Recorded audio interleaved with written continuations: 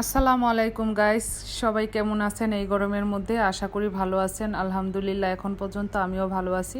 তাই নতুন আরেকটি রেসিপি নিয়ে আপনাদের সামনে হাজির হলাম। কড়াইয়ে আমি পরিমাণ মতো তেল আর পেঁয়াজটা দিয়ে দিলাম। এরপর দিয়ে দিলাম হচ্ছে চিংড়ি মাছ। এরপর দিয়ে দেব স্বাদ মতো লবণ। আসলে বরবটিটা এমনি খেতে ভাল লাগে না, তাই আজকে আমি একটু অন্যভাবে রান্না করব।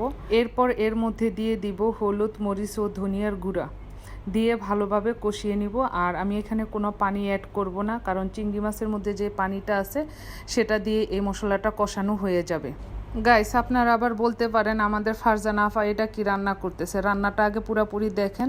নতুন কিছু করতে হলে ক্রিয়েটিভিটি থাকা লাগে। আমার মধ্যে হালকা পাতলা কিছু ক্রিয়েটিভিটি আছে। এই ক্রিয়েটিভিটিগুলো মাঝে মধ্যে আমি অ্যাপ্লাই করার ট্রাই করি।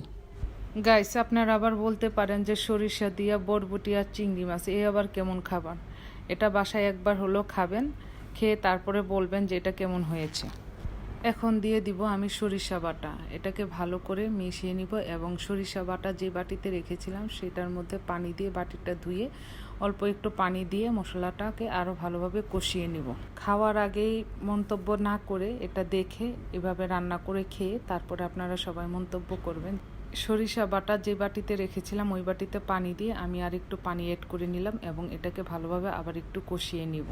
মাঝে মধ্যে খাবারের টেস্টটাই একটু অন্যরকম করতে, স্বাদটা একটু বাড়িয়ে আনতে এই খাবারের ভিন্নতাও একটু আনতে হয়। না হয় দেখা যায় একঘেয়েমি খাবার খেতে খেতে মুখে আর কোনো কিছুই ভালো লাগে না, যা খাই তাই মজা লাগে না।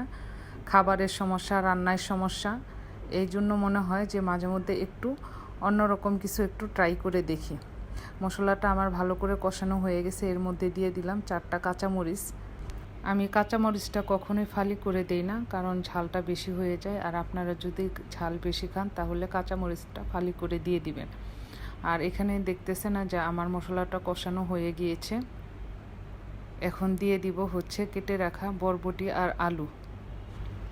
আর আমার মাঝে মধ্যে বিভিন্ন রকমের খাবার, এগুলো আইটেম করতে আমার ভালো লাগে, নতুন কিছু করতে ভালো লাগে।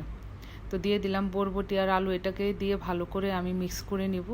নিয়ে এটার মধ্যে পানি বেশি অ্যাড করব না, 1 কাপ পরিমাণ পানি অ্যাড করব। এটাকে আমি হাই হিটেও না, মিডিয়াম হিটেও না, এটাকে আমি লো হিটে রান্না করব এবং এই পানির মধ্যেই এই সবজিটাও সিদ্ধ হয়ে যাবে। কিছুক্ষণ পর আবার ঢাকনাকে উঠিয়ে আমি দেখব যে কতটুকু হয়ে গিয়েছে। এটা আমার কাছাকাছি হয়ে গেছে।